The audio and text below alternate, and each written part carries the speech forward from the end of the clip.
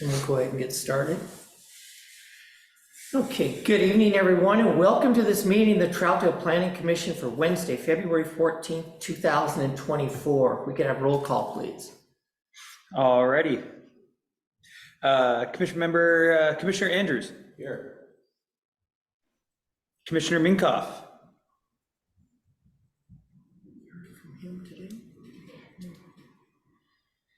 Let me just check. I'm gonna keep an eye on this real quick, just in case I see anything pop up that I need to admit. We'll move on. Commissioner Leamy. Here. Vice Chair Prickett. Here. Commissioner Wilcox. Here. Chair Stephenson. Here. Commissioner Allen. And I've not heard from Commissioner Allen. Okay. Okay, this time I would like to ask everyone to stand for the Pledge of Allegiance, and Commissioner Leamy will be leading us this evening. Pledge allegiance to the flag of the United States of America and to the republic for which it stands, one nation, under God, indivisible, with liberty and justice for all. Is there anyone wishing to speak to the Planning Commission this evening on a non-agenda item? So unmute yourself at this time.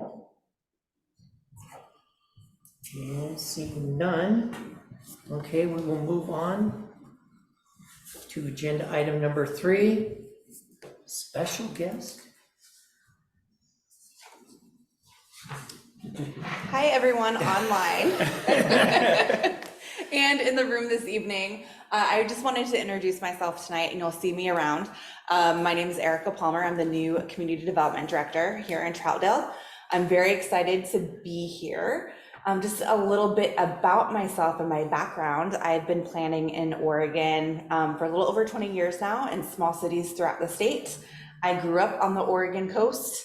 I graduated from the University of Oregon with a master's in community planning, and I've been in the Portland metro area now for a little over 15 years. The past 6.5 years, I was the planning manager for the city of Sherwood on the west side. And before Sherwood, I did a little time out here in East County and worked for the city of Fairview for a couple of years. So I know Fairview, Wood Village, and Troutdale quite well, I feel like. And even before that, I'm aging myself here. 20 years ago, I actually worked out in Cascade Locks for the city of Cascade Locks as a rare volunteer. And I used to drive up here to Troutdale and do all my shopping.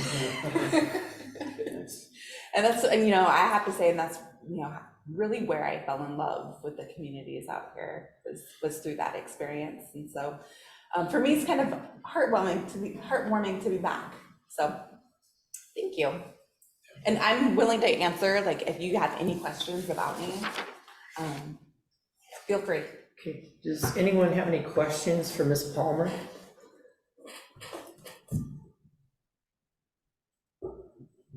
I have one. I'm Zach from Omicha, but I guess I'm just wondering, like, what you're most excited to kind of take on as far as kind of like maybe a big or small, just projects, or I know you got a lot on your plate. So again, appreciate you coming in and really kind of rescuing the day when it comes to the team and just kind of setting things straight. But I'm just wondering, like, kind of what you're most passionate about, what you're interested in working on the most. What I'm most passionate about is working with the community and working with community members. And right now, I'm all ears. I'm trying to really listen to the community and get to know what the values are of Troutdale. So when I have to implement programs or different things through that implementation, like, I'm really finding the right approach for the residents here.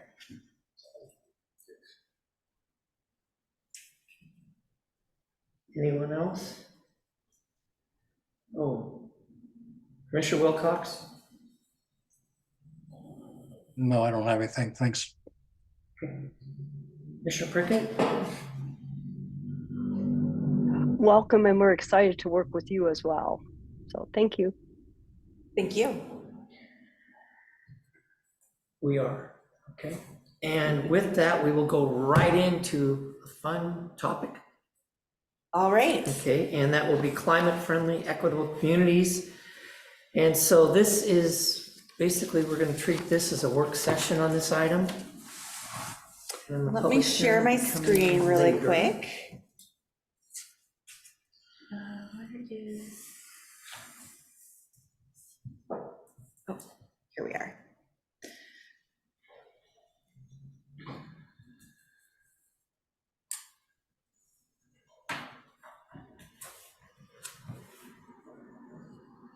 Sorry, I have a trespasser in there. Seem to be cleaning out the barn. It's not a family I'll be member, back. is it? No,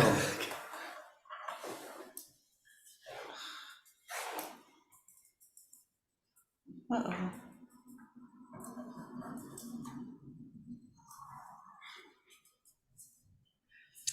What did I just do?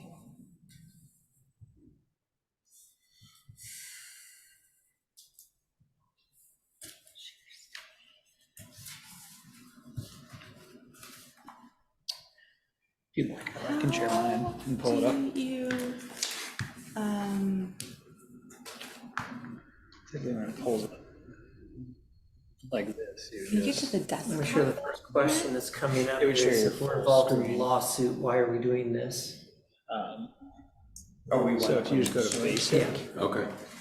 We are one that's Basic. suing and we did and not then you get a would stay. click on, And council has said I would that just go screen. at this point, we have to and then take the item up accept. So now and it's just act gonna on pull it, up what and you see then the on yours. Now resolution if you go to obviously can be anywhere, rescinded it'll pull Sure. it up. depending So, yeah, on the outcome of the wherever you lawsuit. guide to, everybody can see. Okay. Huh. I'm getting used to this. How we doing over there? Good, good, good. Let's see here.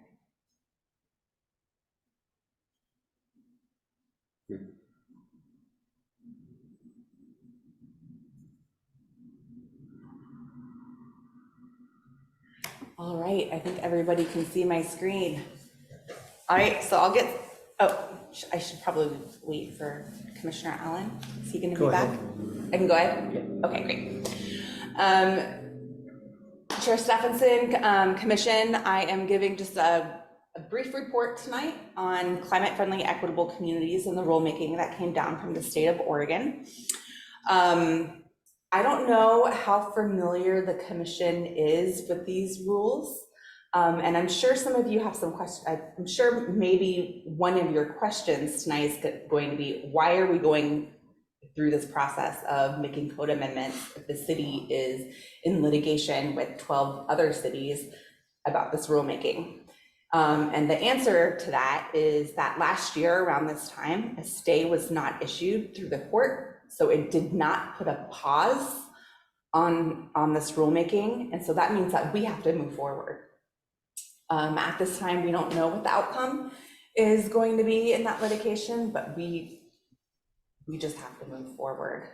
I think as we get closer to, adopting some of these changes into our code through that ordinance, we're going to develop some language that talks about how these amendments would sunset when that litigation. So kind of making sure that, if something were to happen in the future, these rules, we don't necessarily have to keep them in our code. Yeah, so something to the effect of pending this, the resolution would rescind itself Yep. or something. Something like Okay. that, something along those lines. So what is CFAC? Just a little history here, and this is probably longer history than anybody wants to know. But in 2007, actually, the state of Oregon passed some legislation around climate pollution, and the state really wanted to reduce climate pollution here in Oregon by 50% by the year 2050. They went back a couple of years ago, started looking at the metrics on how the state was doing, and we weren't hitting the performance metrics that they wanted. So at that time, the governor She wrote an executive order, and that order went down to all of the different state departments within the state to have them kind of review their rules and their implementation and what things they could do to reduce climate pollution in the state even more. So the Department of, oh my goodness, DLCD, Department of Land Conservation and Development, kind of took on this project on the land use side of things and the transportation side of things. And they developed some rules, and those rules are now called the Climate Friendly and Equitable Communities rulemaking. And those rules really kind of focus on reducing climate pollution in an equitable way through different mandates regarding transportation and parking. So we're looking at different parking reform requirements, land use requirements in different areas, and transportation system plan updates. But the TSP update for Troutdale isn't due until 2029. So that's one positive thing, if you consider that positive, but I do. CFAC is really in two phases here. We have parking reform A, which reduces parking mandates, and that went into effect December 31st of 2022. And then we have parking reform B,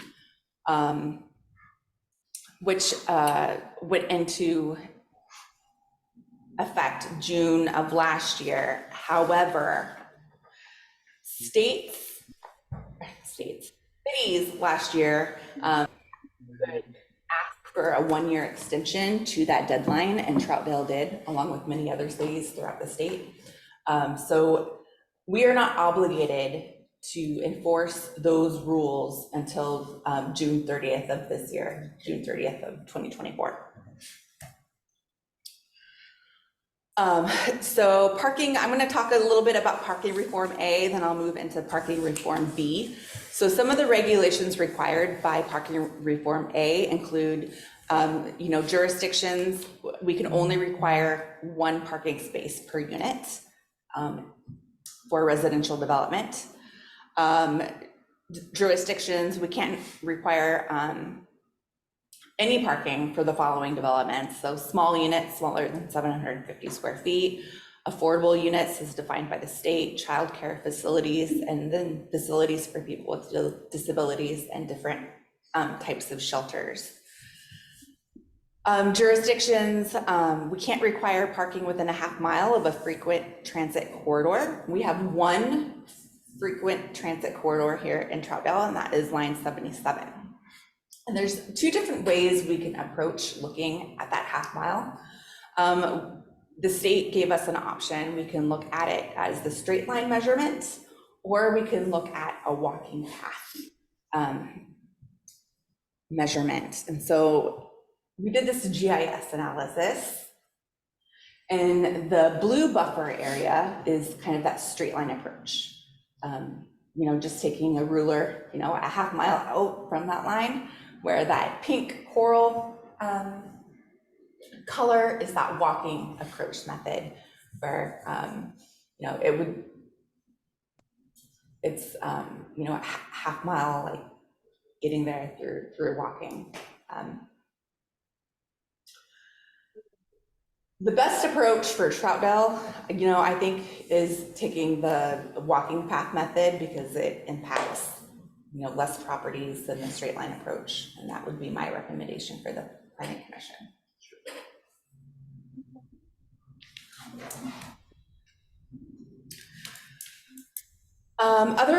Other requirements in parking reform A include that new multifamily residential buildings. So those buildings with 5 or more units need to provide electrical service capacity for 40% parking spaces, and that's really just getting these multifamily residential buildings up to speed if they want to put in charging stations in the future. So it's really just putting in that conduit. That's what this is requiring.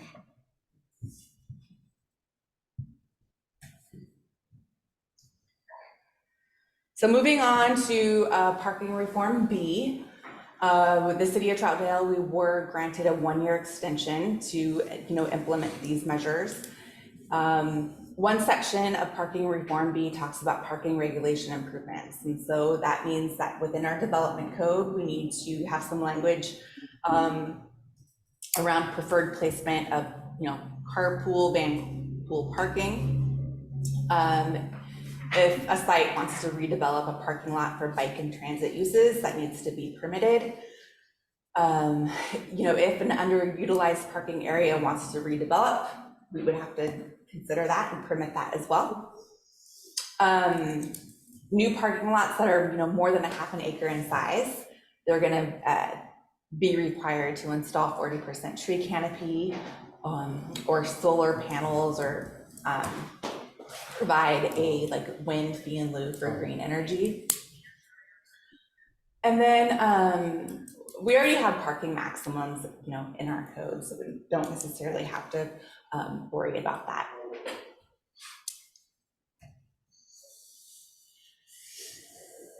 So moving a little forward here, parking reform B also has a section called reducing the burden of parking mandates.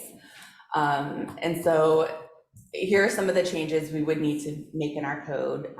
Garages and carports are not required for residential developments. It doesn't mean that developers won't put them in, because the market pretty much calls for, at least a garage or a possible carport, but we're just not explicitly, we can't explicitly require them to put those in.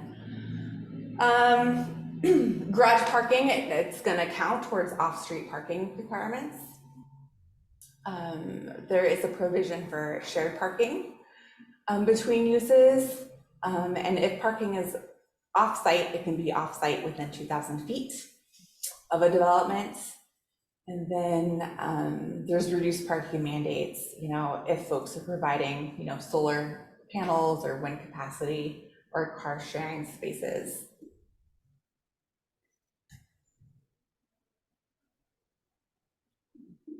And then there's also 3 options in parking reform B, and I hope tonight to get some direction from the commission on how you would like to move forward. And I expect lots of questions this evening, and there may be some questions that I'm not going to be able to answer, and that's fine. We may want to bring in somebody from DLCD who's helped develop these rules, to talk to the commission about the whys, and we can make that happen. But there's 3 options here. We have option 1, which is the simple approach, and that would just to repeal all parking minimums within the city. This is kind of the market approach. And so this approach would be, if a developer comes in, they're going to know kind of how much parking they need for their development to be successful. They're going to tell us what that is, and we would approach it that way. The second option is the fair pricing option, and it's really looking at reducing parking for certain development types, and adopting fair parking policies. And there's I think there's A through D, different subsections in that option, which are in your memo, and I also have a slide, and we'll talk about that here in just a second. But then there's option 3, which is another set of rules that would further reduce parking within the community. And so here's one. It's just the simple approach, repealing all parking minimums within the city. And then option 2 is fair pricing. And so they're asking cities for this approach, if this approach were to be enacted, the city would need to adopt 2 of the 5 options that are listed below, and one option would have to be A, B, or C.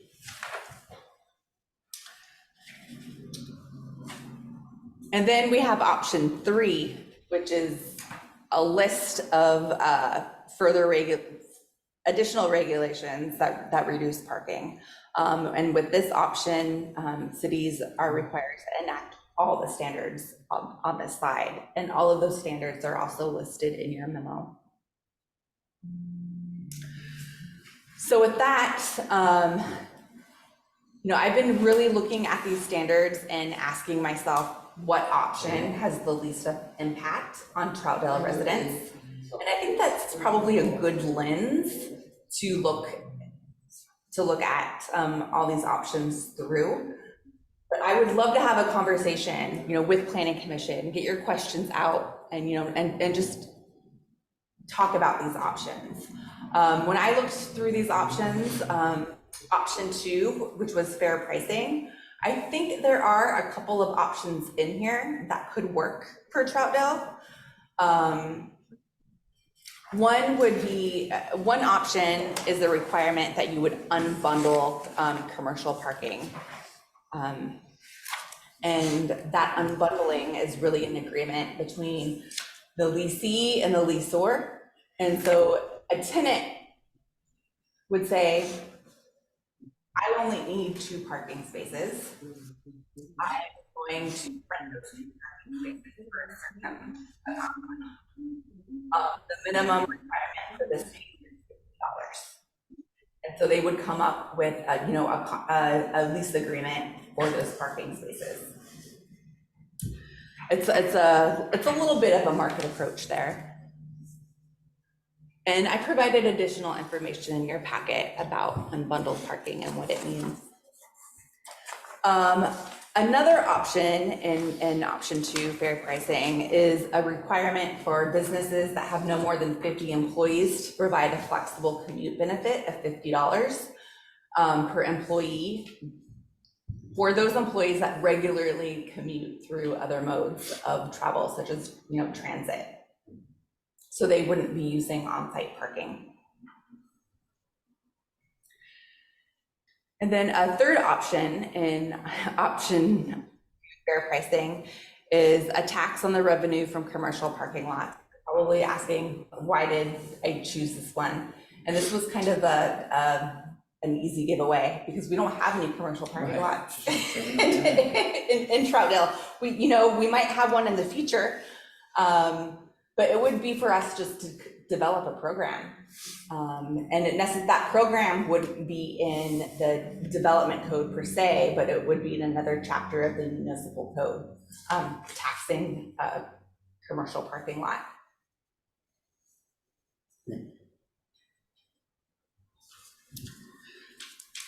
So with that, our next steps, I would love to have a conversation about these standards with all of you tonight. And then I prepared a kind of a tentative schedule.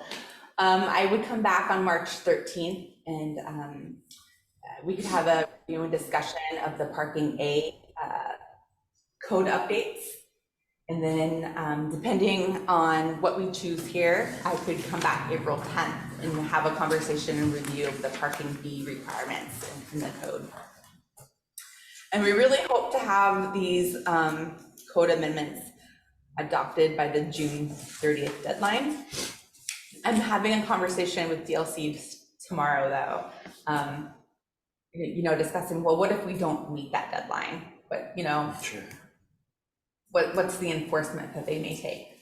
Because we may adopt them, in July or the first meeting in August. Like, what truly is the ramification of that?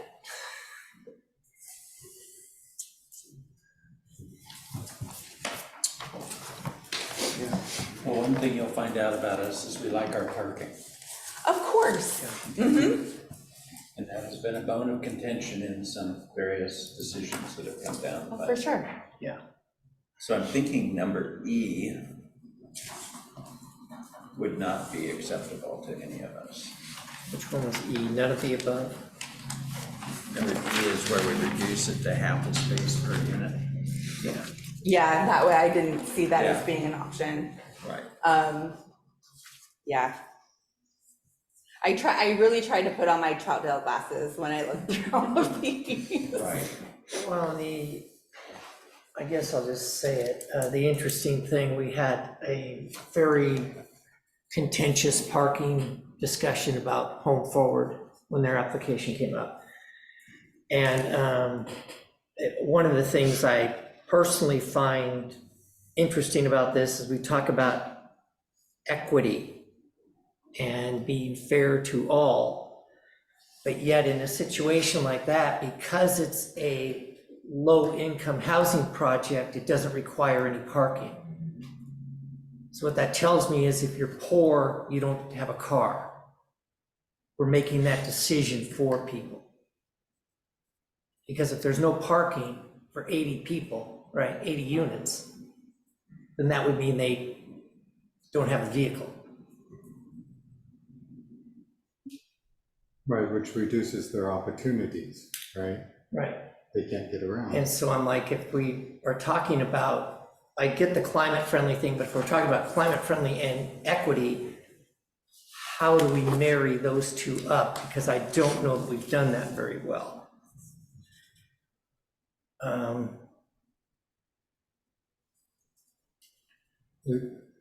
Sure. Yes. It feels like we're forcing climate-friendly policies by getting rid of the parking spaces, right? But we're not addressing the need, which is to get to work, get to groceries and so forth. This is not downtown Portland. This is a city that exists on a hill. And how far away is the closest store from where we are now? It's Fred Meyer's or Safeway. Yeah, Safeway would be the closest. Yeah, that is quite troublesome, especially when you look at our bus schedules. I don't know how many of you have bus passes, but it's not so easy. And they're changing the buses here too, so.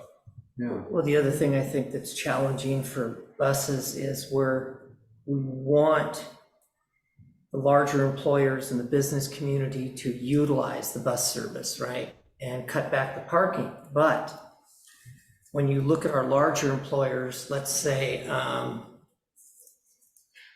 Swift Trucking, TA Trucking, Toyo Tanzo, Amazon, FedEx, those guys, those are all 24-hour operations. Okay, but the bus doesn't run 24 hours. no, So how are these people going to get from point A to point B if they're not supposed to have a car and they can't ride the bus? it seems wrong to take away an option if you don't give another option that takes care of the That's need. better. Because basically you're just saying, no, deal with it, right? And we're actually disadvantaging people. And that's why, and I brought this up earlier, and I was planning on sending something to Senator Gorsuch and Representative Hudson, and asking them to help us kind of understand what their thoughts were when they did this. Just so we could get a better idea of where they were coming from. It would help me to understand and be able to explain it to people better if I knew what they were doing. Yeah, I can, tomorrow I have a meeting with DLCD, our regional representative, and I can reach out to see if somebody would be available to talk to the commission at our next That would meeting on March 13th. Very helpful. I think that would be very helpful. You know, just because it was, you know, through them that these rules came about. Well, and just like when they're talking about, you know, wind power. Well, we've been told by a lot of experts that wind power does not work here. So that's kind of a scratch off the list there. I mean, it's limiting options again, because it's like we're going to try to push people to alternatives. But how do we do that if that's not an option for them? You know, or we have lots of options in the code and they would be able to choose. Which one they want to do. This is Zach, Chair, if I may, I have a Go quick ahead. question on the parking reform B, third point where it says allow and encourage redevelopment of underutilized parking for other uses. I know you have that attachment, so just cut me off and tell me if it's in here, but I guess I'm wondering what determines underutilization and what does it mean for us to encourage? So I had this conversation with DLC staff about, is there a definition, or is there what is the mechanism Right. for a property owner to tell us that their parking lot is underutilized? You know, I'll be honest, they didn't really necessarily have a good answer. You know, their answer was that you need to, you know, listen to these property owners, and they're gonna provide you with information about how their parking lot is underutilized and what portion could be redeveloped and why. And that doesn't necessarily require like a parking study? That's what I asked, Right. and they said no. But I will definitely, I will ask them that question again. Okay. But yes, I said, well, could we have a provision in the code asking for a parking study? And they said no, but I will ask them again. Chair Stephenson, Yes. it seems like this is fundamentally flawed, and I'll tell you why. You've got property owners, you've got the builder, and perhaps the property owner, that it's in their best interest to have as few parking spaces as possible. And then you have typically the person leasing the building, that if they can't get customers in there, they can't sell product, and so they're disadvantaged, but they're not part of this process, as far as I understand so far. And then you've got the individuals that need the services, that need somewhere to park. So 2 out of the 3 groups are not represented if we just go with the property owner making the decision. That just seems fundamentally flawed to me. Well, I don't know if it's so much the property owner making the decision, because the property owner is going to develop a property and then he's got to market that and get a tenant in there. Well, if that's all that's offered, people are desperate, they're gonna want someplace to live, even if it doesn't meet their needs. No, that's true. So we're not watching out for the public. That's very true.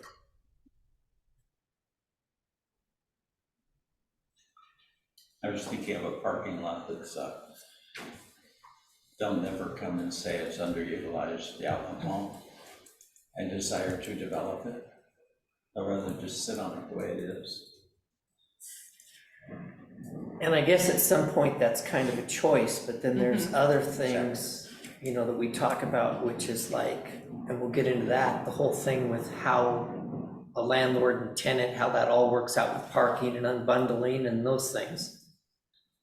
That's a whole different discussion. I don't even know how we approach that. I much prefer options that work on the technology end. We all remember what vehicles used to be like in the 50s and 60s and 70s, right? Vastly better now than we used to be. I just went to Condon and back on a quarter tank.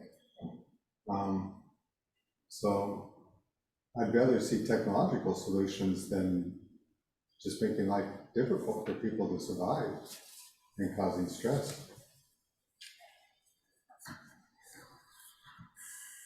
I know that's not part of this. Sorry. This is Kevin Minkoff. Hello, Commissioner Minkoff. Hello. First off, I'd like to know what happened. I logged in 10 minutes before the hour and didn't get admitted in until 13 minutes after. Didn't see him in there. Oh, I'm not sure, sir. okay. Well, I just want to make the point that I was waiting to get in 10 minutes before, so I wasn't late to the meeting. Okay. Welcome. Thank you. Secondly, I'd like to know what other communities around the state and around the country that are seeing successful growth, successful development, what direction are they going in with these parking decisions?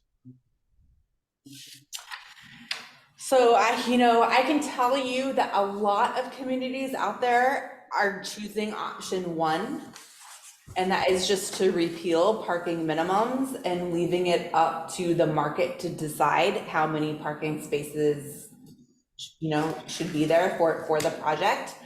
I think that is probably, out of all the options, more cities are utilizing that approach here in Oregon. And there's some other cities that are looking into, option two, which is the fair pricing approach as well. It really depends on the community.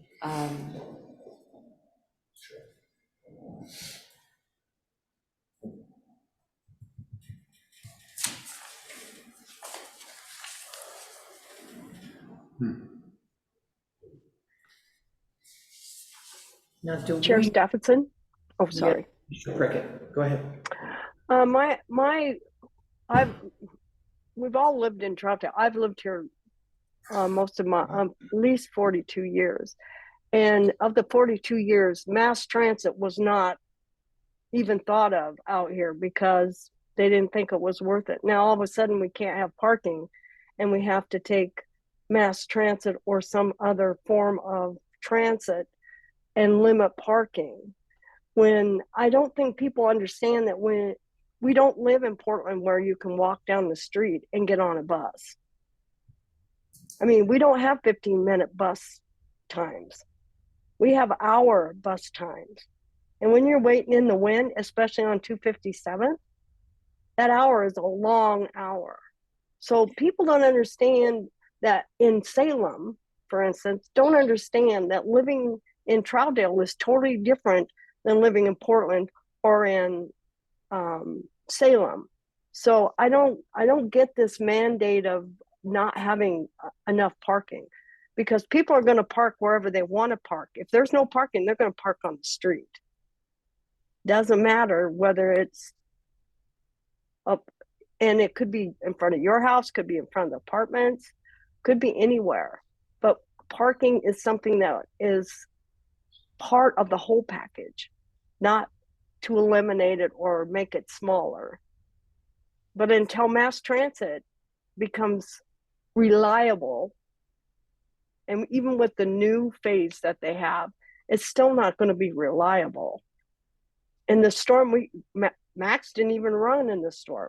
Half the bus routes didn't go in the storm, the last storm we had. So those people that are planning on trying to get to work aren't going to get there because the transit system is not working. Not to mention it's long walks. Yeah. Multi-mile walks in hilly territory. Well, and also one person I know that wanted to go to Clackamas Town Center took light rail, and it took her an hour and a half to get there. So I don't see where we're saving any time getting people to and from places if you can't get there in a timely fashion. Like if I worked in Beaverton, it'd take me 2 hours at least to get there. More to the point where you got people working multiple jobs these days, especially as the economy declines. They're trying to get not from one job, but to the next job.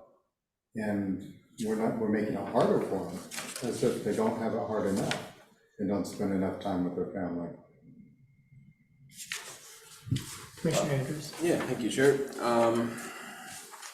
So I know we all kind of have our thoughts on how little, I guess a lot of this makes sense, but at the end of the day, we have to move forward with parts of it. So I guess just to kind of clarify, for parking reform A, which has already been in effect for about a year, just over a year, we still need to update the code for shared dwelling and childcare to match what the current requirements are. And for parking reform B, which we're having a discussion on now, from having your Troutdale lenses on, you're thinking that if we did end up going with the second option instead of just repealing everything, we might be able to make it work in our favor by choosing a couple of the options that don't necessarily currently apply and they're as significantly, especially when it comes to item D. But do we know, for example, for item C that you referenced, how many employers we have, like over 50 or more employees that would be impacted, and like what the potential fallout of a decision like that could be? So right now, I have some questions for our state rep tomorrow, about employees that employ, 50 or more employees. I don't know if that's full-time employees or if that's also including part-time employees. So that's some clarification that I want to get from them.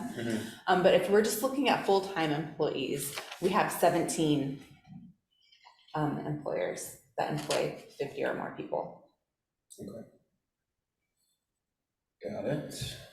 But it could be more, because Right. if they're counting part-time employees, then I have to go back and do some additional research. But you've got some that are over 2K, some that are near, over 1,000. I mean, you've got some pretty significant ones. And it would only be for the employees eligible for the subsidized parking who regularly commute. Correct. So they would likely be already enrolled in some sort of commute benefit program potentially with Quite possibly. Okay. Or they could, ask their employer, like, I'm going to start, you program. Please offer me the, flexible funds to use towards transit. I see. Let's see, Amazon's comment was, well, if 70% of them did it, they'd be paying out over $1 million a year. That was, kind of where I was coming from as far as thinking about what the fallout would be when it comes to. Yeah. And one I would say that would be is hard is when you've got somebody like FedEx, where that work is contingent upon the number of packages they have. So you've got people that are let off at all sorts of different times. And when you've got limited bus service up there, how do those people get home? Sure. Yeah, it makes me wonder if Metro is willing to work more with us on the alternative, like we've been talking about with transit, just to kind of fill in the gaps, I guess, when it comes to, part of the reason, correct me if I'm wrong, but part of the reason I think we pushed so hard for the bus line out to under the freeway, to that length was, Chris, I think the 2 community development directors ago he was pushing really hard for Amazon primarily, right, to utilize it essentially. Yeah, it was really kind of interesting because Amazon in particular pays, this facility here pays TriMet just over $3 million a year. And it took 2 years to get a bus out there.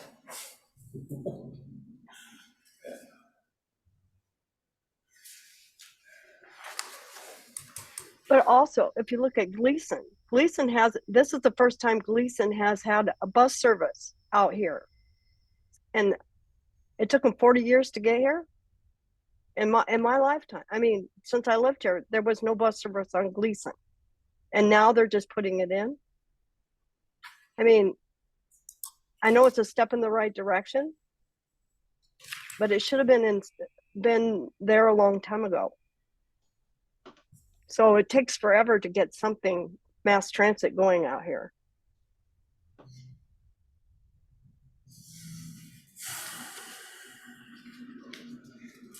Well, this is good. We're getting our questions out, and Yep. I think that's really important.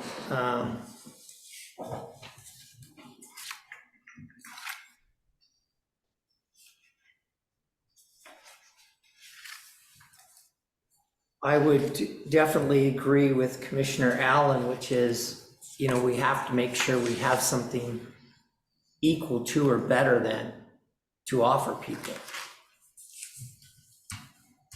You can't change something without saying, okay, here's this that's gonna work for you, versus, okay, you're taking this away, you'll figure something out. Mhm. Or, there's always, option one, the market approach, and that's just putting some faith in the market. And, having, knowing if somebody puts up a commercial building, they're gonna have to have parking spaces. Sure. If they wanna be successful. I'm not, there's pros and cons, to all of this, and Except it would depend on who you're dealing with. So an example would be Eagle Ridge came in and people were really concerned about parking, so they added, I don't know what it was, like 43 parking spots or something to their project. More than we asked. Yeah, and then conversely, you had Home Forward come in and say, well, we're thinking about building this with no parking.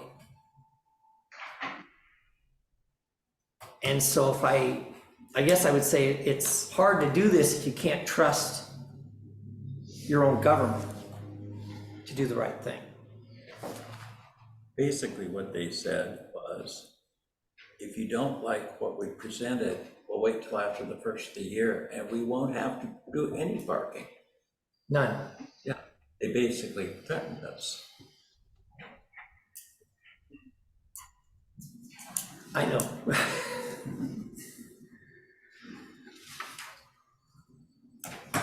Not asking you to answer it. I can't, I was not here during that time. But it's like, But- so, But it's fresh in your minds. I mean, it Right. happened, I understand. and it's kind of like, I just think about other things like the confluence with no parking. That'd be interesting. I don't think anybody would build it with no parking, But could. but yes. Well, there are Okay. examples where they do, Yeah. and the people who end up living with it after they're long gone struggle, and because they're not represented. Could you help me? Where's Appendix A? Oh, what page? Appendix A, It's the map, right? no, Appendix A is the unbundled parking paper. So this is the paper from DLCD was Appendix A. I'm sorry that it wasn't labeled on here. Oh, okay. I was not smarter than Adobe PDF. Appendix Attachment B is the map,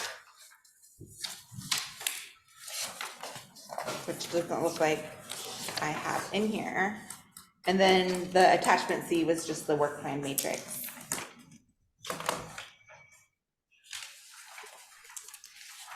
Since we're talking about unbundled parking, question I'd have for DLCD, like the study that they reference, right? Which is why we're doing this. We're doing this because of this study. And they did 8 case studies. And we're in Oregon, I think. But the 8 case studies they did, 2 were in downtown Los Angeles, 3 were in Century City, California, 2 were in Santa Monica, California, and 1 was in West Hollywood. And I just wonder, like, really? Somebody Apples got to away with zucchinis. that? Apples to zucchinis.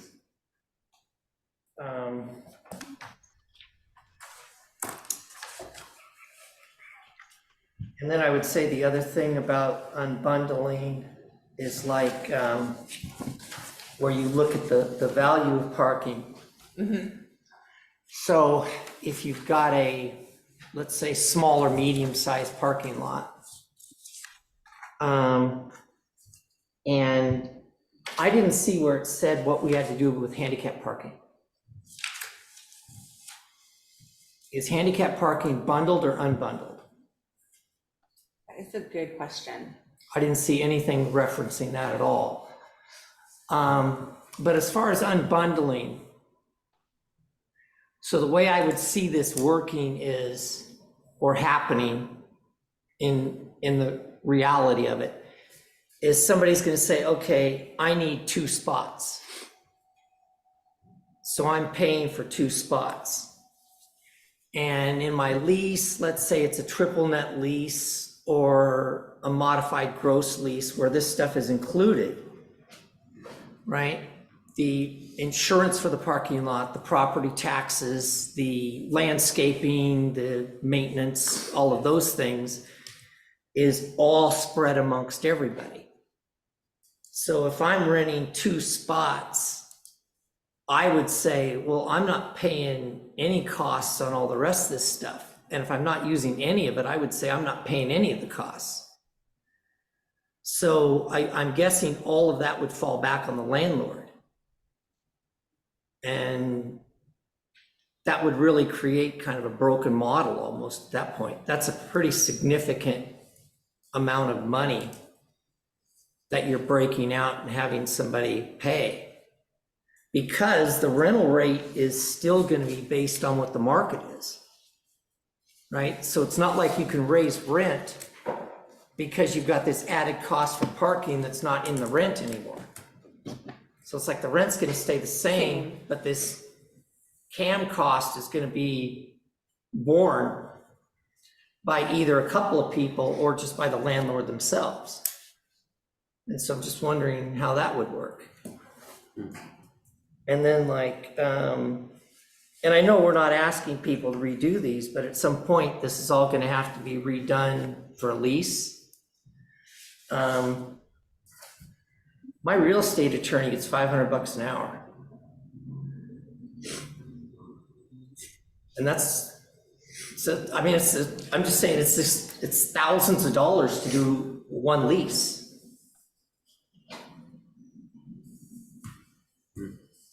And so I'm just wondering, it's a question, what were they thinking and how do they want us to sell this?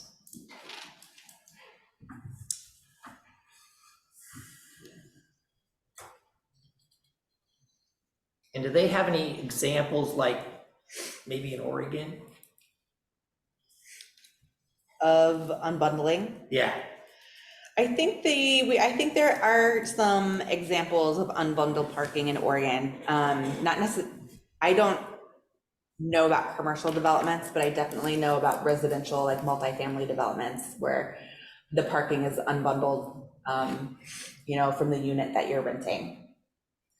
One of their other studies, and I don't remember which one, but I looked it up and it was like Dallas and New York and Los Angeles and Denver. And I mean, like, is there a place that's got like under like a couple million population maybe for a comparison?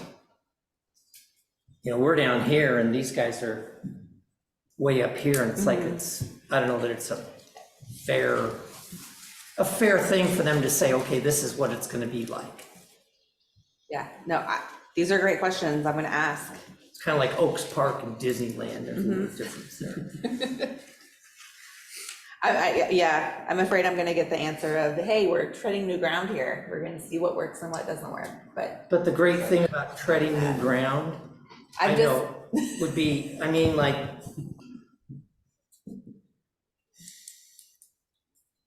I don't want to be a mouse in a laboratory. I'd rather, have something that's been thought out. Yeah. Experimentation should be opt-in, right? Pardon me? So, yeah, further experimentation should be opt-in, Yeah. I think, at this point.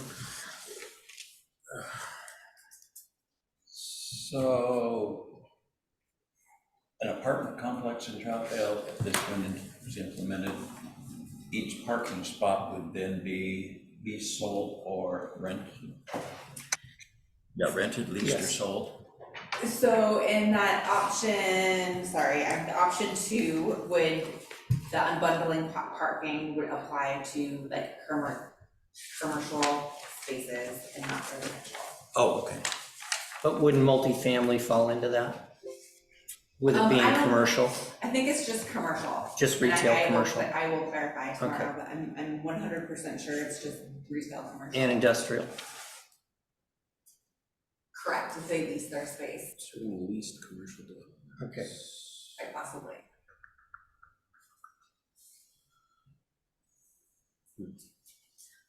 It's not the way I read it.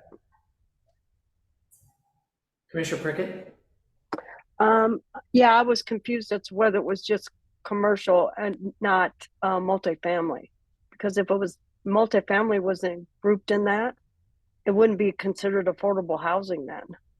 Because that'd be another $50 or whatever they have to pay for that parking.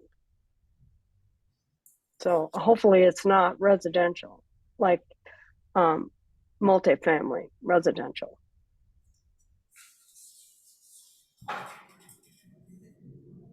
So on the unbundled sheet here, it says, if you go down to the bottom, a reduced regulation parking management approach. And it says requirements for parking for multifamily residential units be unbundled parking.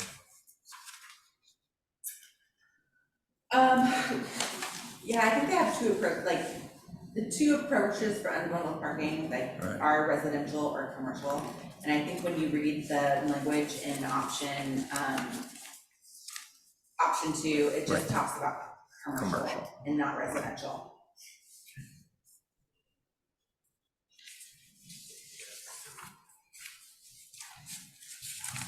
But I do know of a development nearby that has unbundled residential parking. I know that when I was in Fairview, there was a parking lot. Oh, yes. Which one? The Fairview parking lots, aren't they all? Unbundled. So the residents there pay for their parking spot to utilize. Garth, Any? is it Garth Everhart or somebody owns? Yeah, Garth Everhart owns the parking lots in Fairview Village. Okay, oh, in Fairview Village. In Fairview Village. Okay, what about the other ones? So there's several parking lots in Fairview Village. Right, You but might like, own a row house there, but so, you don't own the parking. yeah, so like, what about, like at the Woods, or I don't know, one of the projects, Right. would they be on the same, under the same thing? No, No. it's just the village, the parking Okay. lots in the village. He owns all of them? Wow, okay.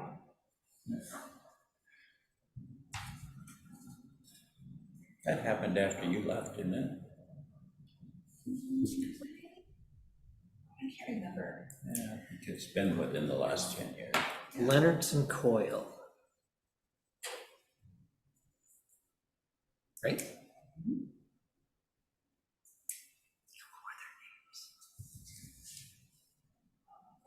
Can't remember now, I get too old. So there are some residential examples of unbundled parking, like in the region. Okay. For multifamily residential, or higher density residential.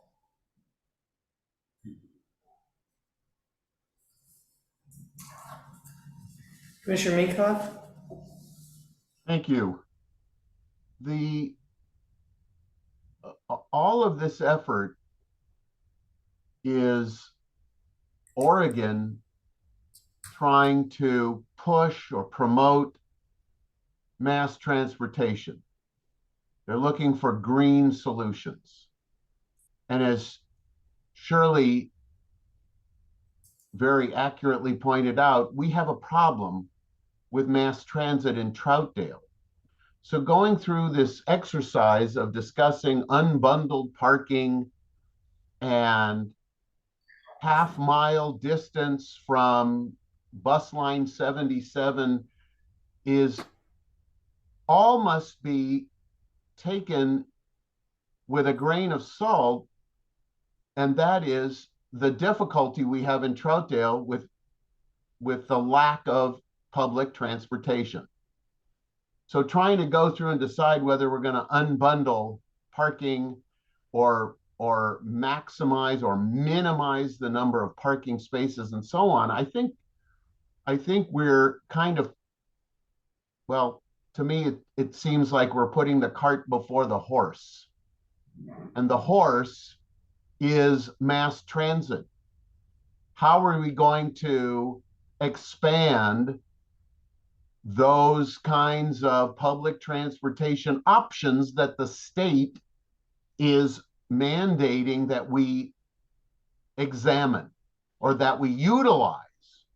If we can solve that problem, then I think we can tackle the issues of unbundling parking and minimizing the number of parking spaces. Which would be great if that was an option that we had. I guess what I'm trying to do now is, as much as we can, flush out what our questions and concerns are so that we can go forward. The thing that we're up against here is, this is something that the governor presented, and our representatives and other representatives in the state voted this in, and it has become law. And so we have to, this is something that we've been put in front of us, and we have to deal with it one way or another until our lawsuit comes around. What we've been told is doing nothing is not going to bode well for us at all. And that's come directly from legal counsel. And so I guess what I'm trying to do is figure out what the recommendations are going to be from the lawmakers and from the state to address the concerns that we have. How do they want us to address these things? Yeah, I wish you could just stamp this thing, reject, and send it back, but it's not an option. I wish it was. It's not one. Because I think our job is to do what's in the best interest of the citizens, and I just can't look people in the eye and say, hey, this is a great thing for you. Well, then what I would suggest is that whatever we select is for the greatest use of private automobiles.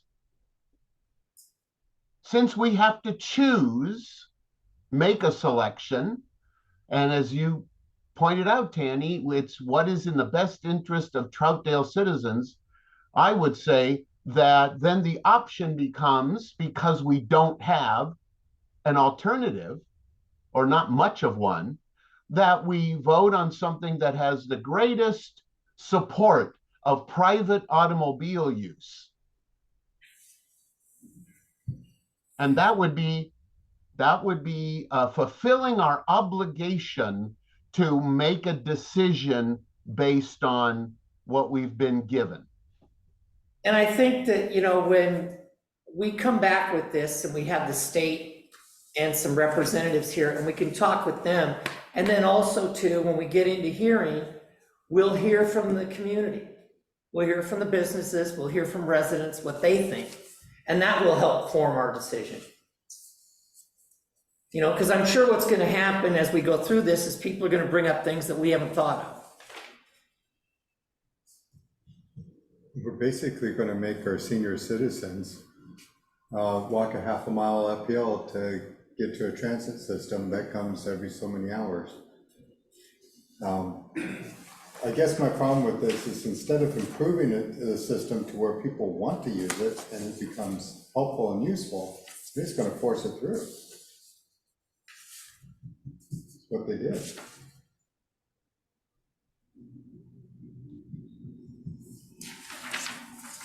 So I agree with the statement that was made by the last commissioner. Which is? Try to make it hurt the least and still promote personal transportation, because there are a lot of people in different situations that aren't being accounted for here and aren't being looked out for. Right.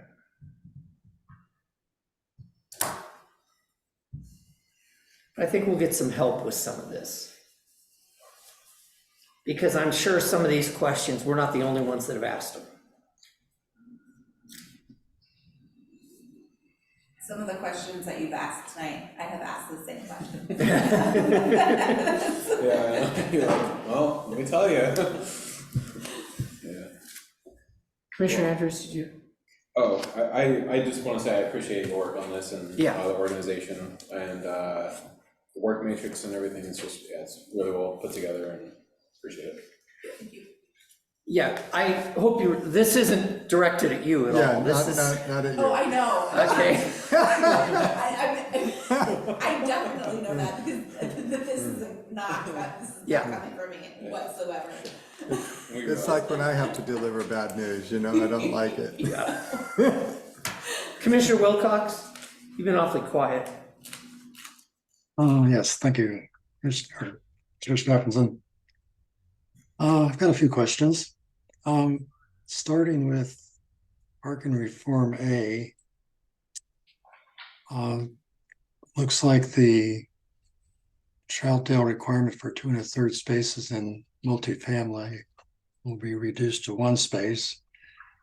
Then that's bullet point 1. And bullet point 2 says small units smaller than 750 square feet and affordable units, childcare, etc., don't require any parking.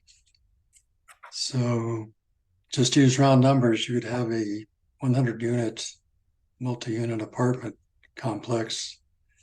If half the units were under 750 square feet, which is actually a 1 bedroom in the current market, it's not a large studio, it's actually a 1 bedroom. And throw in some affordables. Well, just stick with the 750 exemption. So if you got a 100-unit complex with 51 bedrooms, it's only going to require 50 parking spaces. Another question I had was on the EV requirements.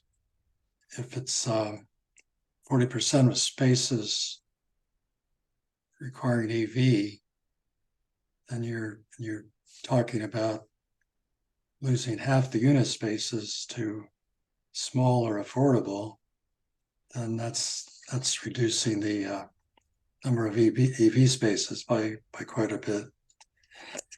Let's see, I've got a few notes here. Also on the unbundling of commercial, Commissioner Lamy made a good point about underutilized parking lots, such as the outlet mall, perhaps being redeveloped into something else. I'm curious how the unbundling would work with a shopping center, something like somebody with a large lot like Home Depot, for example. How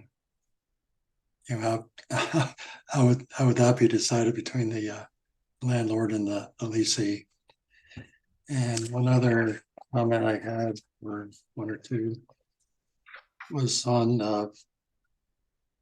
Park and Reform B, the choice option 2, choosing 2 of 5 out of A through E. I read that staff was leaning toward D, the tax on commercial parking lots. I question whether Troutdale would be eligible to use that option since you don't have any commercial parking.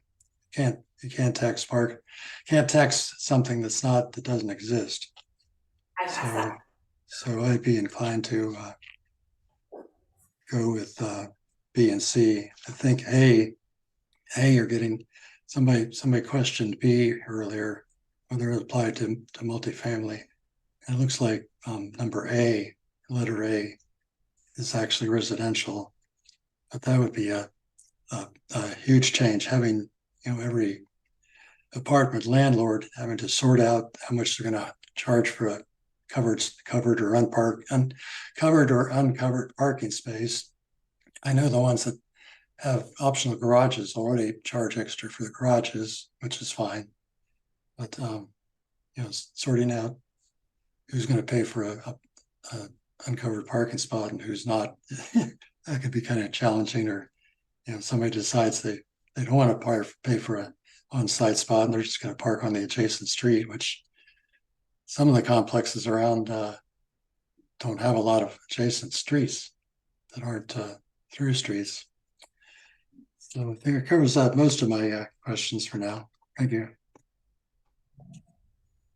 Yeah, and Commissioner Wilcox, I can answer that question about utilizing the option D and option 2 fair pricing. And that option D is a tax on the revenue of a commercial parking lot. I've had this conversation with DLCD and we can utilize that option.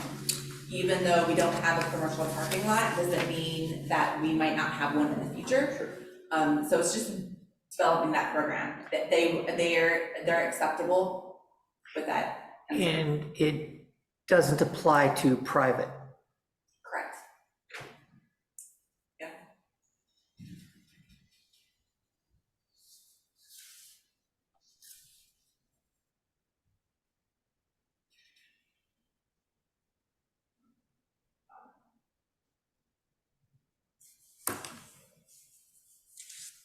All right. I think this was a good conversation tonight. I think I'm going to bring back some state staff to talk with you all in March. And then we can have another conversation, I think, once, all of this stuff settles in our brains. Yeah. And we can, then hopefully in March, choose a direction and how we want to proceed with that parking option B. I'm also a little confused about what they're talking about with enforcement too. Yeah. I'd like to know how we would enforce some of those things. Would we go count, I don't know, spaces? How would we make sure people got paid the $50 a month? I mean, how would you enforce some of that? I don't know. Yeah. I don't have a good answer for that. It's one of the questions that, I think I need some clarification on. I do know that some of these conversations that I've had with their staff, they've said, hey, the city wouldn't even get involved in that. That would just be strictly up to the tenant and the property owner. But we're requiring it. Mm-hmm. Yeah. How do we require something? How do we say, you're gonna do this, but then we don't have a mechanism for it? Yeah. Mm-hmm. I mean, I think that's hard to do to them. Yeah, so I mean, we would have to develop a mechanism, and maybe the mechanism, we have something in our business license application that, that states parking has been unbundled and you have a separate agreement for parking. And they check it or something. And I'm just throwing this out as an example. I'm sure there's, other ways we could approach it, but. You'd think that maybe they do an annual report when they renew their business license or some sort of monitoring mechanism, sign their life away if they're doing it. There'd have to be Some sort of an audit. Yeah, there'd have to be something. Yeah. Mm-hmm. Yep. Because I mean, if you're gonna try to have an incentive, you've gotta have some mechanism for measuring that. Mm-hmm.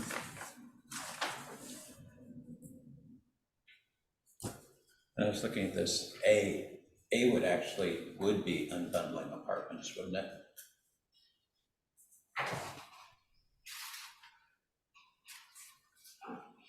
Yes. A would be, that's residential. Right. Yep. So if we And adopt, that's an option. right. What to do A with no? Yeah, if we did A, then that would be the apartments unbundling it, and then I rent an apartment and I buy or lease or something, a parking spot. Yeah. Yep. Well, and then, we of would course, require that. and the challenge with that could be is, let's say the developer goes, well, I'm probably gonna have 30% of these people that need spots, right? So they put in 30 spots for a 100 unit. And that works great, and those are gone, but you have 60 people that need spots, so those other 30 are gonna spill out onto the surface streets. Imagine what that's gonna look like. You don't have to, just, What's that? so you don't have to imagine it, just be driving to Portland. Yeah, going to Portland.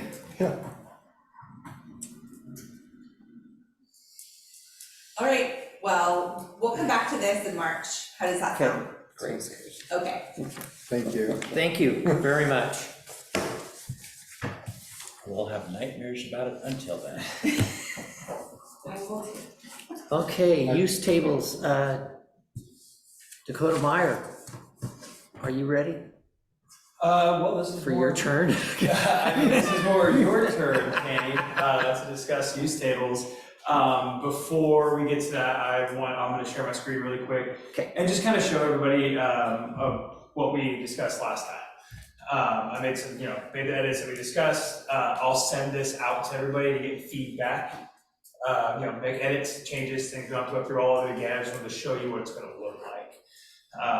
That's the easiest way to go about it, otherwise we'll spend the whole time on it again, Yeah, so. and this is a little cleanup work, this will be a good thing, Yes. So share this a really fast. little less controversial.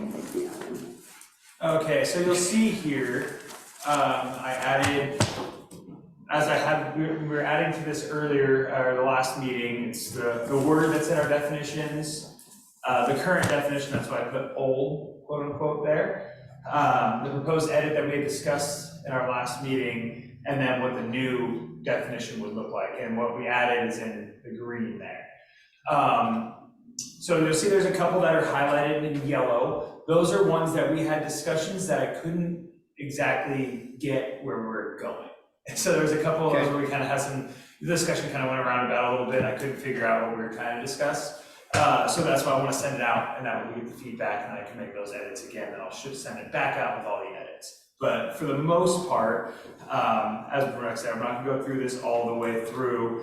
But you'll see, as we discuss, spelling out to have it be consistent with the rest of our code. You see that change over here. And then the areas that we had to discuss that we ended up not making any edits that just say no change, so there's no change in definition off to the side here. So that's just what I've, here we had discussed. This is one that I'd like people's feedback on, which is the headquarters, corporate headquarters.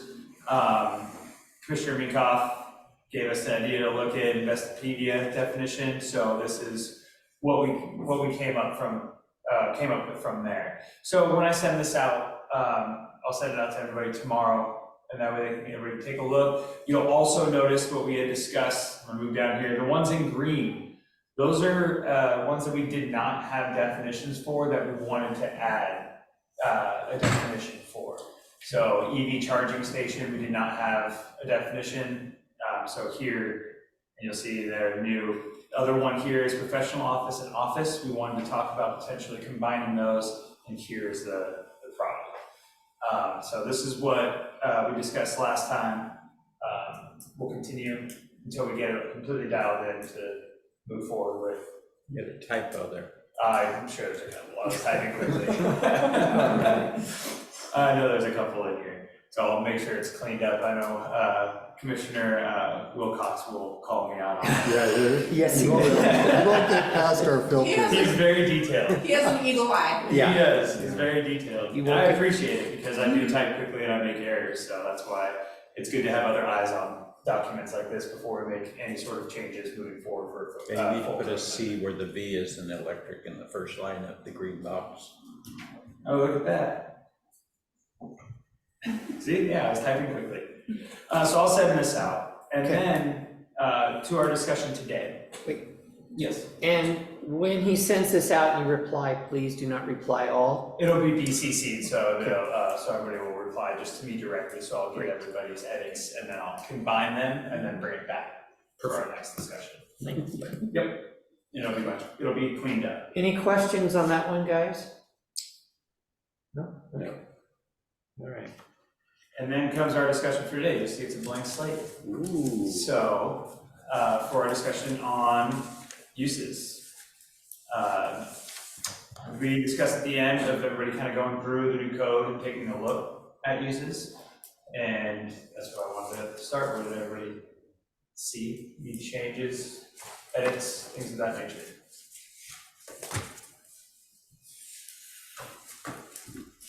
Do we do our homework?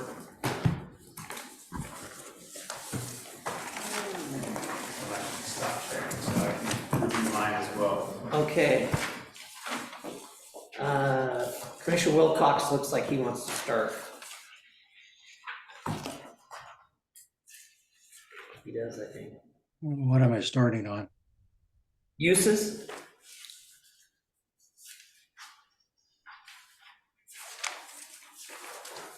No, I don't have anything offhand. Okay. We will go over to Commissioner Andrews.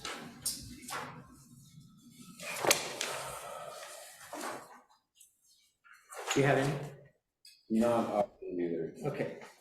I know we recently reworked some of the marijuana facilities and uses. I had a brief discussion as we were going through there, but I don't have anything. Commissioner Lee? Also, I want to take this time, for those of you who have not received an updated code, I brought some last time, I'm not sure, not everybody was in person. We have them at the office, or I can leave them here as well. So either way, that way we have everybody make sure to get the most updated code. Just want to throw that out there as well, make sure everybody does have that. Mine's December 17th. Yes. Okay. That means updated, right? Updated, yeah, that's the most recent version. Right. Of Associated. You said December 17th of 23? Yes. Yeah. Okay, yeah, then mine is old. I have an October 29th Yep. Of 23. of 23. That's what I have. We'll get you a new one, Kevin. Yep, there, I have Okay, some that's here the one too that's for actually on anybody the who needs one website. right now. Commissioner Leamy needs one right now. Not now. Not anymore, I don't think. What, Not anymore, I don't think. Is that- as of today? Okay. I printed it off. They didn't have one. And it's the 29th. Good thing you have a printing company. The one on mine, I'm working on getting updated. Okay. Yes.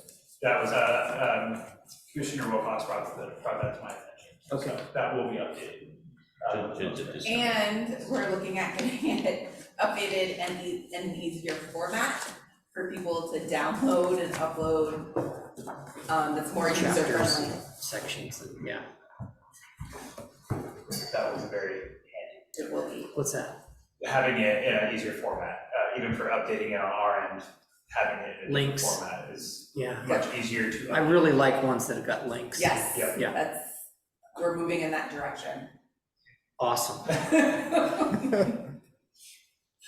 guess my question I did have was for the new additions that we just recently made this last time around, I guess those are going to be entered into the land use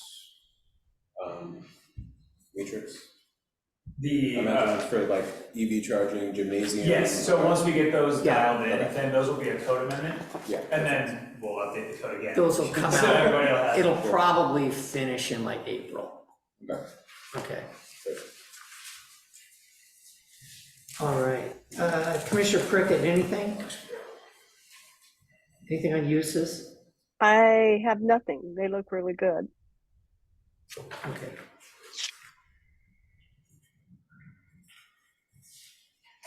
And Commissioner Minkoff, anything on uses? Are you good? Yeah, nothing to add at this point. I look forward to seeing the revised copy. So that's when all the comments will come in. Okay. All right. Okay, so your blank sheet, did you have anything you wanted on the blank sheet? It's your big chance. Okay. No, after reviewing the sections where I initially thought were a bit confusing or clunky, after discussions became more clear. With what we're doing now, it should clean it up enough. Yeah, and just interpretation of how we look at it, having discussions both with directors and the assistant planner. As you know, having just discussing through it, reading it differently, coming from one jurisdiction, reading it differently in a new code takes a little bit of time for me. So those have since cleared up. So I don't personally have any edits.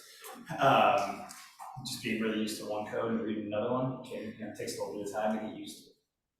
So Do we have, Gun down is the term. do we have customers that are requesting things that we should be considering?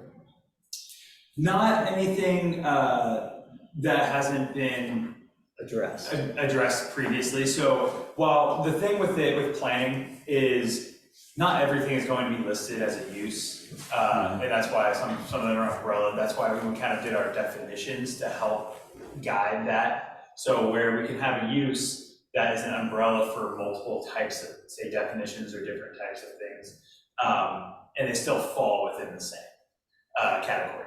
So we haven't had anything that's outside of the box that, well, we don't have a use for that at all, besides really gymnasium, like gym. That's been the most recent one that's come to our attention that wasn't called out anywhere, and that's why we discussed that to add that as a definition.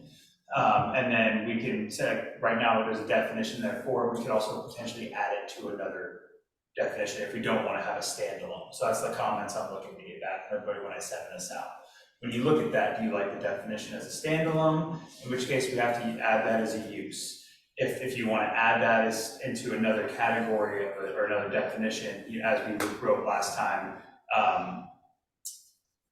including but not limited to, and have that listed in there, we could do that as well without a specific definition for a gym. So that's the one that just kind of came to our attention, where it's like, wow, we don't have a definition or a use for a gym, but then we know what everybody has an idea of what a gym is and what it, where it would fall under. So that's kind of what on planning side was something that's something we should add.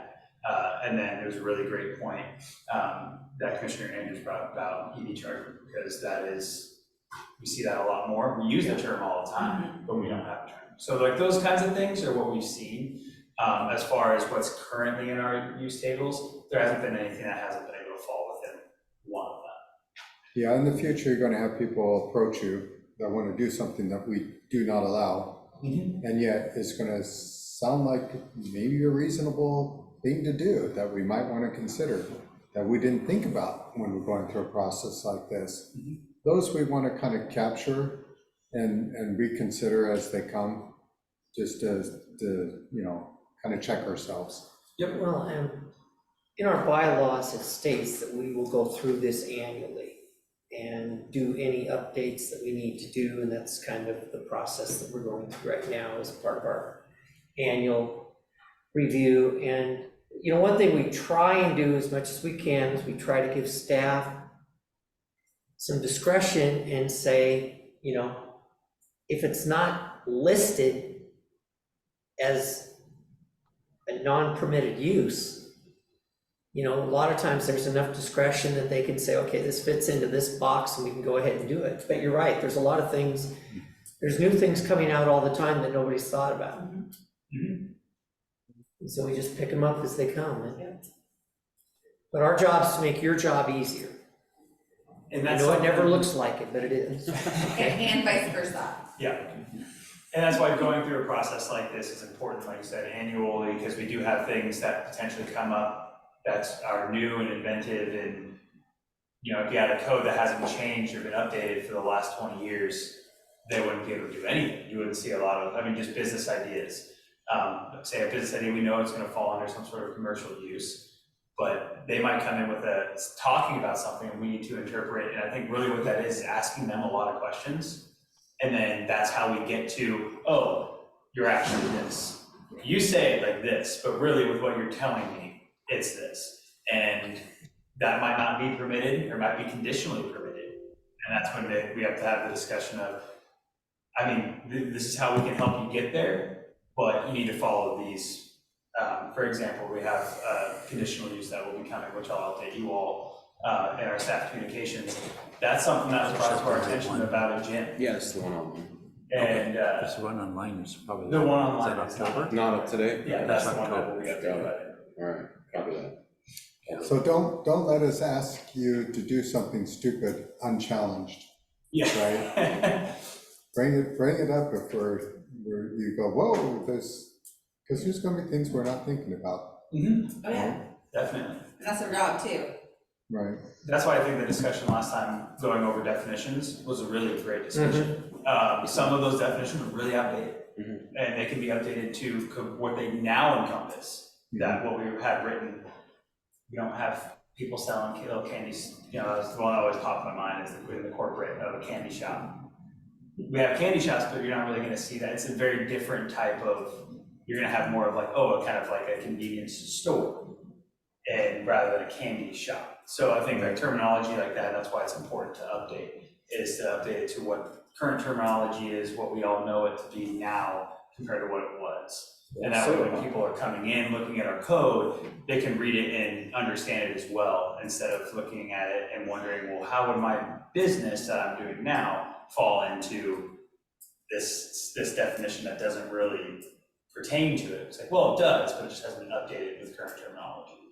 So I think that's why the last discussion was a great discussion. It really got, moved forward. And when I send that out, you'll see how much we actually did do on that. Most of us are fairly social and tied in with the community, and we hear a lot, right? Mm-hmm. Sometimes more than we want to, but we're well aware that you're gonna hear things too. Yep. We need I to hope so. consider it all. I hope so. It makes it a lot easier if they come to us so we can help them out, Yeah, talk with them. That's our job at the end of the day. thank you. Yeah. Appreciate it.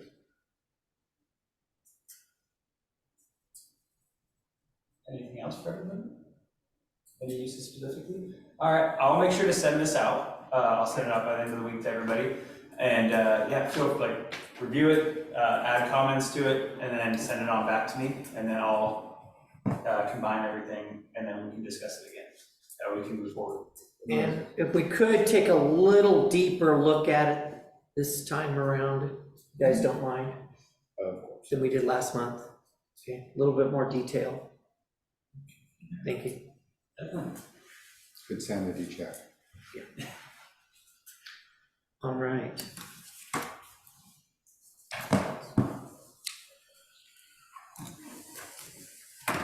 I guess we'll move right in the stack. Yep. Not a whole lot I don't have a sort of presentation because it's just more of a informal update of some things that will be coming. You'll notice what our director Erica had sent out kind of shows kind of looking forward, which was very great. I agree. That's a great document. You noticed on there's a couple of conditional uses and variants. So for sure, we will be having the conditional use for the pickleball facility coming to you all next month. The notice of public hearing will be going out either towards the end of this week or early next week. So that is for the pickleball facility going in off of Stark and Troutdale Road. So it's a 12-court pickleball facility. Indoor pickleball facility. Seems pretty straightforward. They needed the use, basically, the use required, a conditional use. As far as everything else, parking requirement, it's all there. So, but you'll see that in the staff report when you get that. But so you'll be having that packet for next time. We also have a Jiu-Jitsu studio, dojo, I'm not sure exactly what we call it, but that may also be coming to next meeting. So you might have both conditional uses coming in. One's going to be me presenting, one will be the assistant planner, Nick, because that's his project. That one's going in the Columbia Outlet Mall. Very similar, as far as it needs a use change, but as far as everything else, it's pretty straightforward. And again, you'll see that in the staff report. So you might have quite a lengthy packet next meeting. The variance that you saw is that TBD on when it will be coming. That's a variance for the applicants requesting a variance for an addition that they had put on their house that came to us through code compliance. So we're still working with the applicant to get the proper documentation. So I'm not sure if we'll be able to deem it complete by the date in order to bring that for next meeting, so that we may be pushed out till April. So those are the three kind of main things coming in. I will update you all too that we have been very busy so far this year. Last year, at a total, there were 13 land use applications that came in the entire year. This year, we are already at 7 or 8 as of January to now, start of January. So we're busy picking up, and that's not including floodplain permits. That's strictly land use.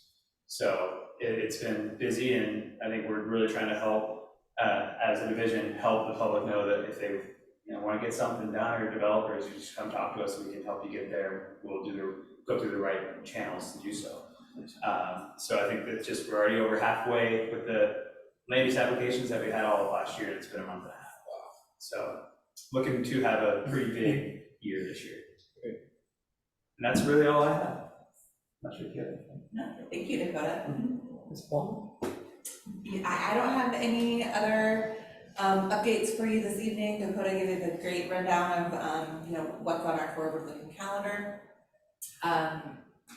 In March, I'll try to, like I said, bring back a person from GLCD to talk about those options to get some more questions answered. But yeah, I think this is going to be a good year. Look out for a busy one. Yeah. I think we're gonna have a busy year. Yeah. It's a good thing. I agree. And I'll try to like that forward-looking calendar. I will update it every other week and send it out. Thank you. Great. Thank you. And then one thing I just want to ask all commissioners when you're going through the next step, the next item with your comments, if you do not have a updated paper copy, and you would like one rather than downloading it during your commissioner comments, if you wouldn't mind just mentioning it, I'll make a note and make sure we have the extra so I can leave it here, or you can pick it up at the planning office. So, thank you. Okay, Commissioner Prickett. I want to thank the staff for all the hard work they've done. I especially like the calendar. That gives me an idea of what's coming up, and I'm not waiting for the packet to come, so I kind of know what's going on, and that helps me a lot. And I appreciate all you guys for doing everything that you do. Thank you. Thank you. Commissioner Allen? Again, I also appreciate our staff. I think you're doing wonderful with what you've been given. Sorry for what you've been given, but you're doing great. And I just want to state that on the parking side of things, in all my life, I've never seen such a disconnect from the problems that our population are facing at this point in time. Couldn't have come more poorly timed. But it is what it is, and we have to deal with it the best we can.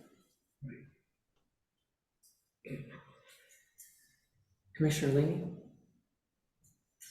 We're sorry you printed a book. Pardon? We're sorry you printed a book. Okay. No, that's fine, even though it was outdated. We've got a measure coming on in November regarding the marijuana, is that right? Yes. They've been working on the verbiage and who Yes. does that, yeah, okay. Yeah. So that'll be this November, right? Yes. Okay.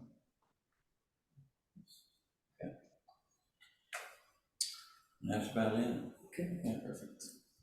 I don't really have anything. I will reiterate again, I really appreciate the work you guys are doing as well. Excited to have you on, and we're lucky to have you, and very much thrilled to continue going through this very quickly, busy becoming a year to with you guys. So yeah, just excited for the future. So thank you guys. Okay, Commissioner Minkoff. Well, I want to echo what others have said, appreciate the input, and I appreciate listening to, giving an ear to my input. That's all that was fit to print for tonight. Okay, thank you, sir. Commissioner Wilcox? Yes, I had a question for Erica. In one of the slides, when affordable came up under, I guess it would be bullet point 2 under parking reform A, there was an OAA reference number that defined affordable, and I didn't get enough time to write that down. If I could get that number. And the reason I ask is there's a Senate bill that the governor is currently pushing, and I've seen what's being defined as affordable in there is 130% of median income for buyers. So that's pretty general and liberal figure, I think. So I'd be curious to see what the how the OAR actually defines that. I do. I have it right here in front of me, and I can actually email it to you tomorrow.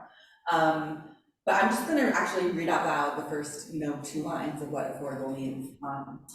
And affordable housing means housing units available for rent with or without government assistance by households who meet applicable maximum income limits, not to exceed 80% of the area median income, adjusted for family size. Okay. And I can share with you, what the 80% is. I haven't gone as far yet as to look it up for Troutdale, but I know where to find it. Yeah. That'd be interesting, yeah. Okay, now that I hear that, I think I have seen it in print previously, but that's why I was kind of surprised that the current Senate bill was showing 130% of median. Also, I haven't seen that forward-looking calendar that I'm hearing about. Was that emailed just recently? I think it was emailed last week. Let me check my inbox to see if it came back to me from your email address. It was not in the same email as the packet, it was in a separate It was email. in a separate email. Yeah, I don't remember seeing that. I will resend it back to you tomorrow. Okay, thanks. That's all I have. Okay, thank you, sir. I do want to apologize. When I was coming to this meeting, I'm an engineer. I have sensors all over my property, dividing into zones, and I had a trespasser. So I was on the phone with the sheriff who was responding. That's what was going on. No problem. Things happen, sadly. Everything okay? They showed up. Very quick. Okay, So. great. Okay, couple of things. I think we've been kind of talking and following the updates that the county's proposing for 257th. And the county was presented to the public safety group last week, I believe. What their proposed changes are for 257, and those are basically from Sturgis to Stark, and they'd be putting in a couple of crosswalks, and the big one would be they would take the right lane would be the truck lane, and they would probably take about a foot off of the interior lane, make it smaller, and that would be more of a car lane. And this would allow them to create an additional bike lane on 257th, and there'd be lighting and sidewalks and some other things. It's an $8 million project, which is pretty significant. The public safety group did have a lot of questions for them, and I think the county's already responding back to some of those. I'll just say, I think something that we should all look at and I'm personally concerned about is when you start shrinking lanes down, you can end up with some real interesting scenarios because you've got trucks going up a hill and then into kind of a school and residential area, and then you got people passing them, and what does that do for fire response times and ambulance and paramedics and some of those types of things? And so how does that all work out? So I think some of those things are kind of some unanswered questions even at this point. But I know the county's working on getting some of those answers. So that's going to slow down traffic a little bit. Well, and Can we that, still get the throughput that we need from our? frankly, their freight goal, they meters? said, was to slow down traffic. That was really their goal. It won't make it any safer. It's just going to slow it down. I understand that, All right. or at least I think I understand that. Or it won't slow it down, that'll be more dangerous. For some people, yes. Yeah. And I think it's just something where, we as a community, we're trying to give input where we can. It is a county road. It's not ours.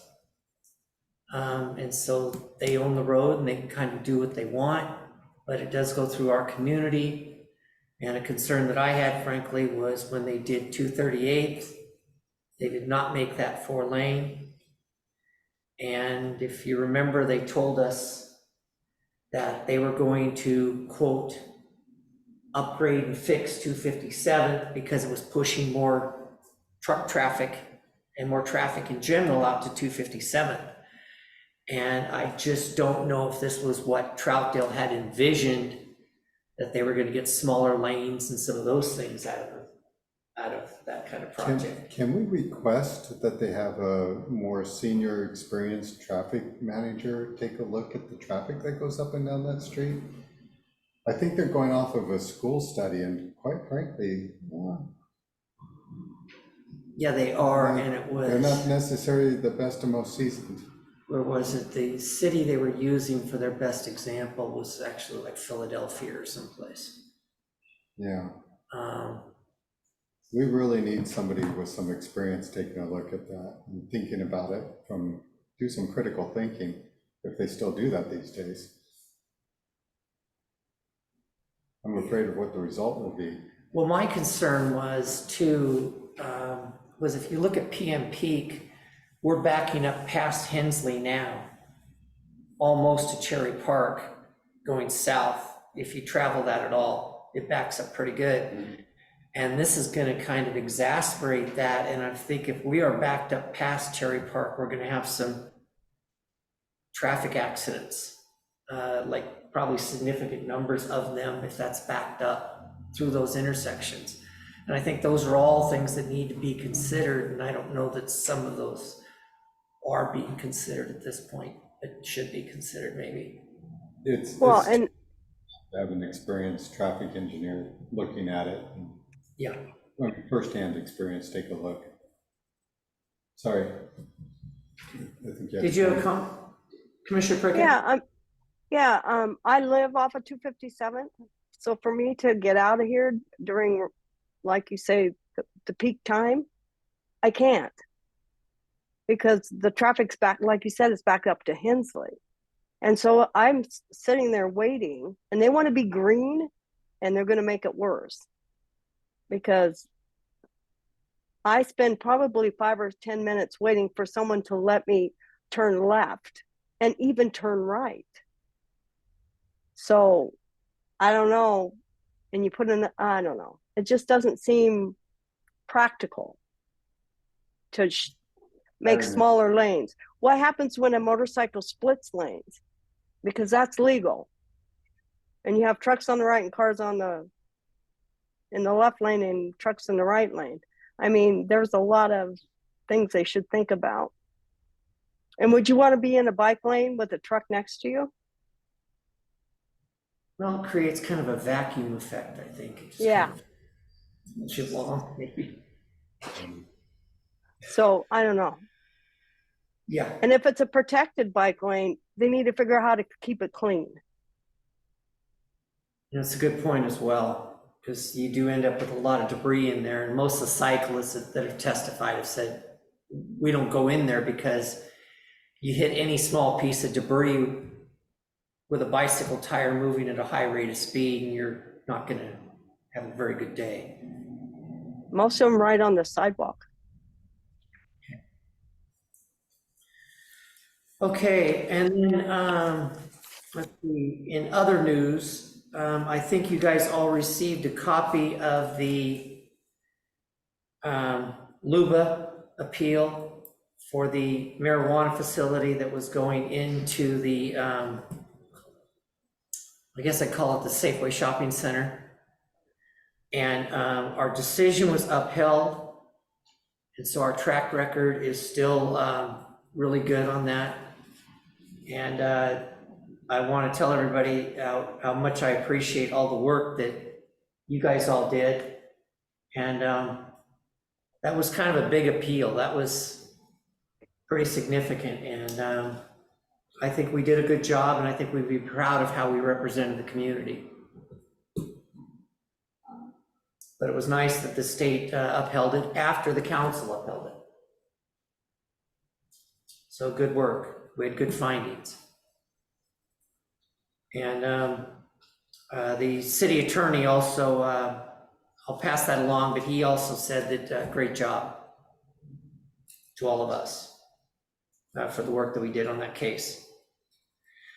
And lastly, the signal at Evans and Stark.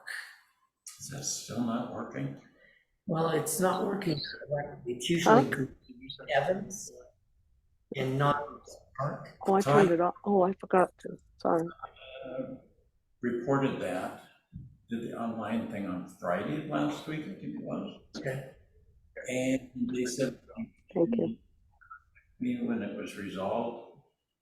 And about 2 minutes later, they emailed me and said it was resolved. And I thought, yes, are they sitting in their office and resolving it? Maybe they went to a different Evans.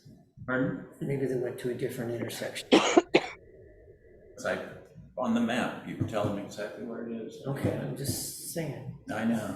But because it's green on Evans and not on Signal timing Stark. off. Yeah, well, the problem is they've got it, it was to a point where if you go through there like at 11 o'clock at night, it's green on Evans. And you're like, really? And the problem with that is when the school is going in and out, you got a significant amount of traffic and that light's red and it just creates delay and backup, and it's gonna create other issues. And it's really not necessary if we just had it working correctly. No, I'll look into I mentioned to Travis again about that because I talked to Travis last week. He gave me the where to do it, and he said he'd be talking to them too. So And this was last week? That was just on. Yeah, it was last week. Okay, might have been a It's been going different, on ever since the power yeah, issue. could be a different time zone because Sunday it was doing its thing. Okay, It was like right Super Bowl on time. Sunday. no, it was wrong on Sunday. Yeah, it's been wrong for a couple weeks. Yeah, that's what I'm saying. So if they said they fixed it on Friday, it could just be a different time Well, zone I that they think were fixed it sitting in or an something. office and they just clicked a button or something. I made a note, I'll look into it tomorrow with Travis and Okay. we'll see if we can get it fixed. Yeah. Cool, thanks. All right, does anybody have anything else? You're all like, please don't, right? Okay. Okay, with that, we would entertain a motion to adjourn. This is Zach, I make a motion to adjourn the meeting. I second. Okay, we have a motion by Commissioner Andrews, second by Commissioner Allen to adjourn. All those in favor signify by saying aye. Aye. Aye. Okay, we are adjourned. Thank you all very much. This is dry and difficult stuff, and great job.